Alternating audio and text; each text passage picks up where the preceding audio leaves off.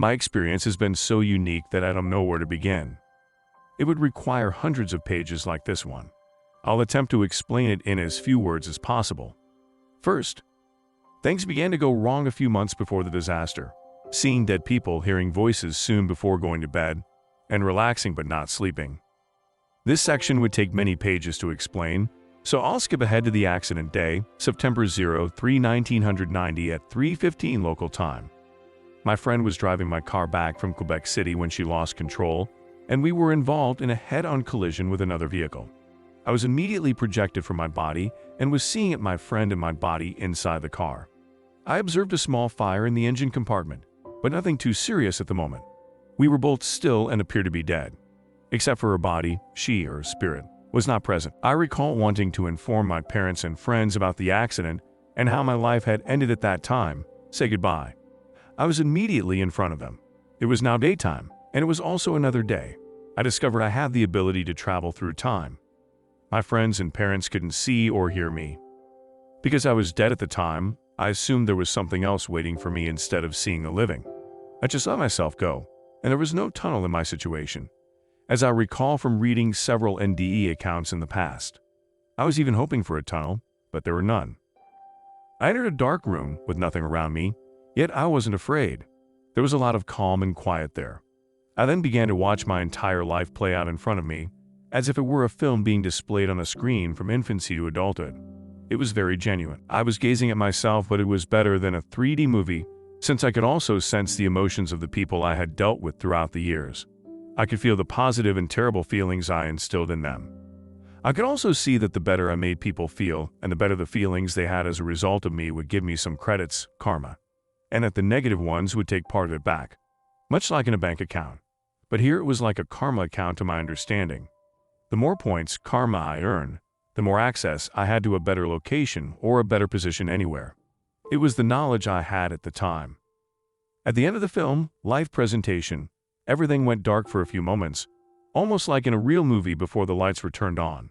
I then realized, as a result of this knowledge, that I earned a place in what we call heaven, despite having no idea what that would be like or what paradise is. I had a beautiful feeling of peace that grew stronger and stronger. It was such a nice feeling. I began to notice a light in the distance ahead of me in the darkness. I was drawn to it, but I also recall thinking that I could walk away from it or perhaps return. "No way!" I exclaimed. I got closer and closer to it, and the sense of wonderful serenity became stronger and stronger.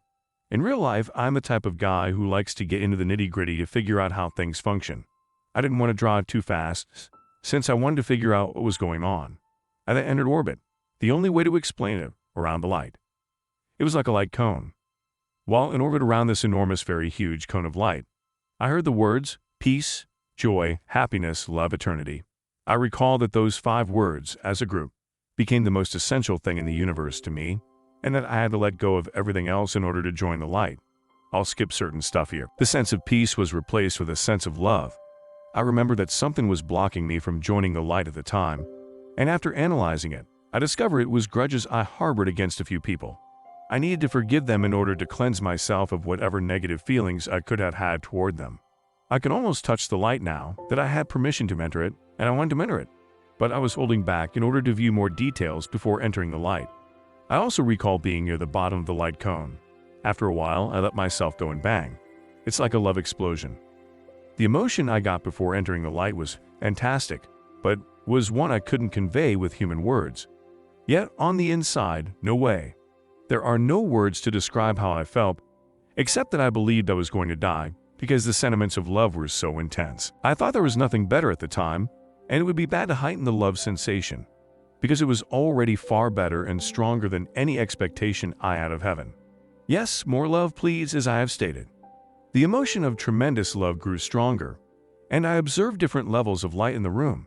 I realized at that time that I had complete knowledge of the universe at my disposal, and all I had to do was ask. How awesome, I thought. My initial query: is there life in other places? I'm sure you already know the answer. If you don't, you must. It's a resounding, well, yes. My second query: is it possible that there are more planets with higher advanced life forms than we have on Earth? The answer is that there are thousands of other planets that are further along in their evolution than Earth. My third query: Is there a large number of planets with lesser evolution than Earth? Thousands indeed. My fourth query. Can I see what it's like on a planet with a greater level of evolution? Yes. You are here. I was on another world in an instant. I could see my body there. I can't see it in the light. I'm in the presence of others and may talk to them. How awesome, I thought. They were taken aback when they saw me in front of them. I was in a city with flat land. There were buildings with no windows or doors, similar to large boxes. They had a specific technique to get in, but I didn't need to know what it was. We weren't chatting verbally, but I was able to understand each word, in French to me, and I was aware that I was conversing in another language with them. This was entirely done on autopilot. They wanted to know where I was from. They wanted to view the stars I could see from my planet in my head. The outcome was favorable. They also wanted to know where I was born, what areas I loved to visit, and what I like to do on Earth. I told them I was born in Caplan and enjoyed scuba diving in Port Daniel and Newport, Quebec. They wanted to see what it looked like in my head and a map of those places. They asked if I wanted to show them. Again, the outcome was positive since I was able to mentally show them the map. They inquired where I got my energy to survive. I realized immediately away that they were talking about food in an unusual way. When I told them about the plants we consume on Earth, they asked, "Are you also consuming what used to be alive?" "Yes," I said. They said to me, "We knew there were primitive civilizations, but not this horrible." They were astounded that someone from such a primitive planet could meet them on their own planet.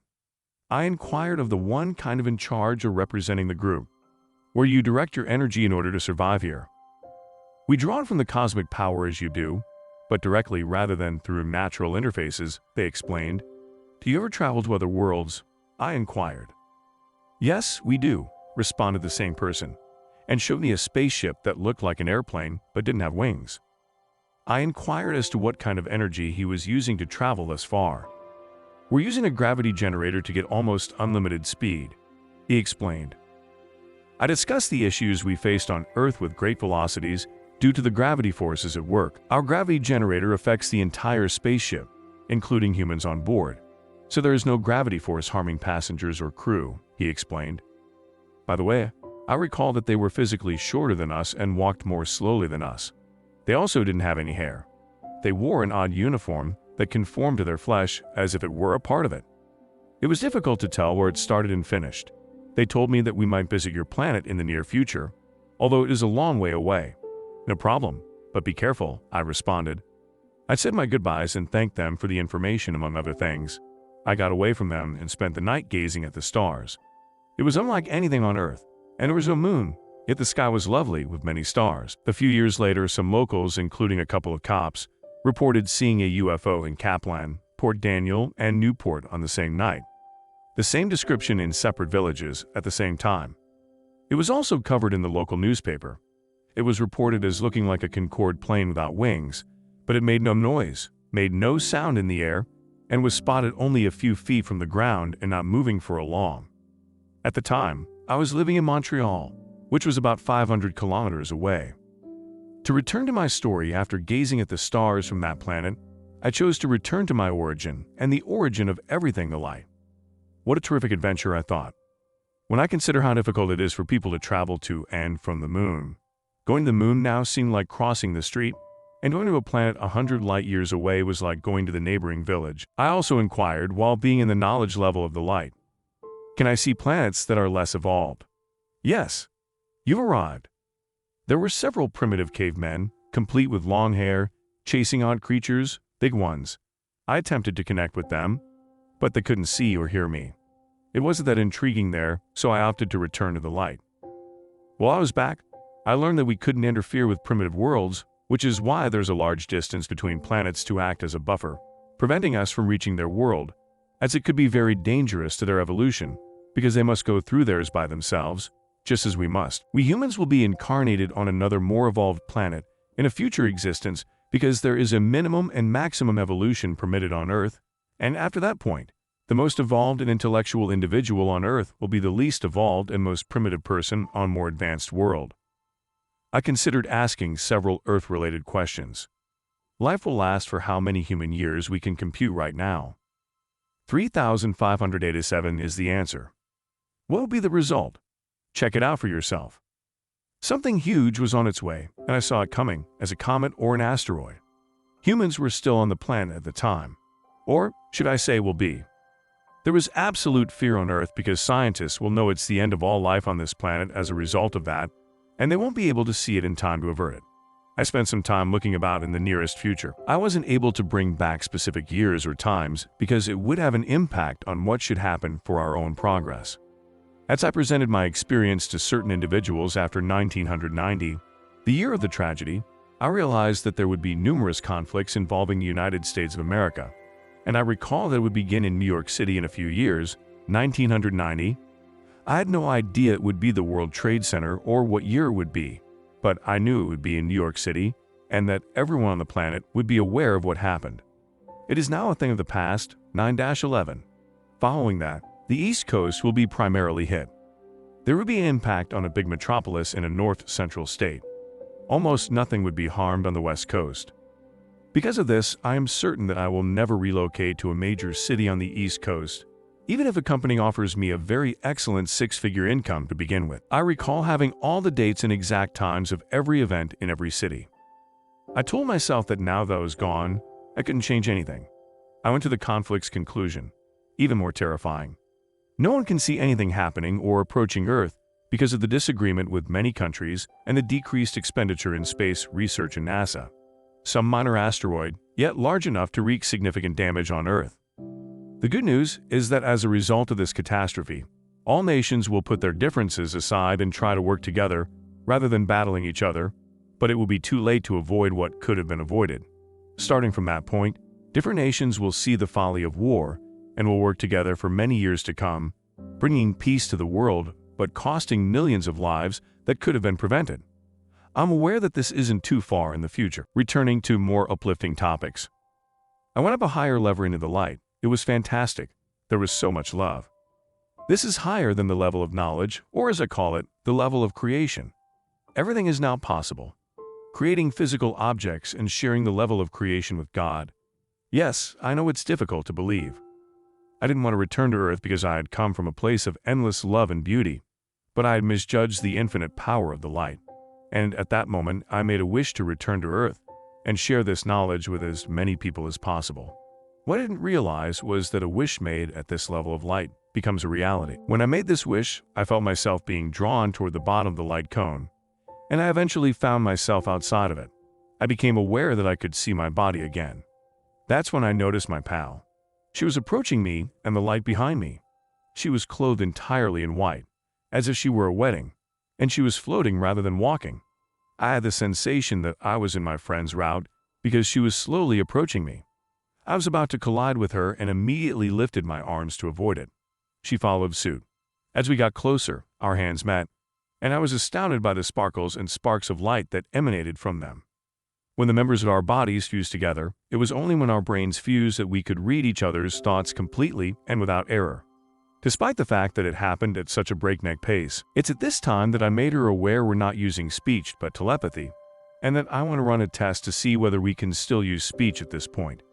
I started talking and discovered I was utilizing her emotions and terminology while conversing, but it was taking far too long, so we went back to our old method of communicating, a lot faster and with feelings.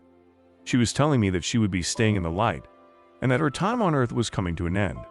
She was aware that I was returning to Earth and would never forget this experience because it was so much superior than what we had previously known physically. The sensations of love were fading, and I could now see the broader sweep of everything on Earth: wars, greed, anger, racism, and so on. As I got closer and closer, I was deeply upset by seeing all. I was back in the automobile, flames jumping all around me. When I turned around and saw my friend's body, I knew she was no longer there. The light gave me just enough time to get out of the car before the flames reached me. My companion was autopsied, and it was determined that she died before the flames reached her. Despite the numerous shattered bones, my healing procedure was nothing short of miraculous. The attending physician was astounded by my improvement. I have returned with a few paranormal talents and some gifts.